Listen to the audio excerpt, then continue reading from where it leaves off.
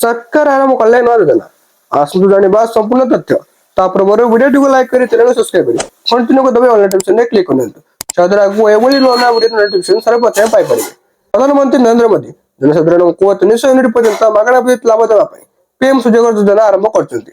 मुक्त बिजुली योजना आरंभ करछंती। ता सहित एही योजना माध्यम रे केंद्र सरकार 75,000 कोटी टंकार निवेश करिवे।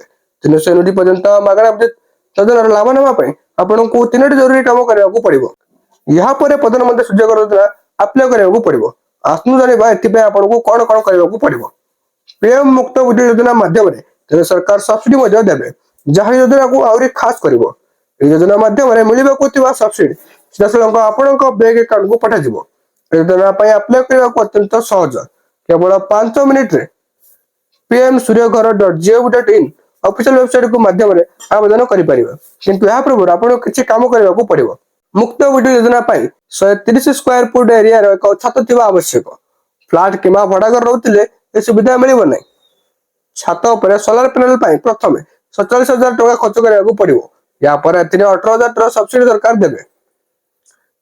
ए योजना रे अप्लाई करबा समय रे आपन को विद्युत व्यवहार एवं अन्य जिनसर सूचना देबाको पड़िबो।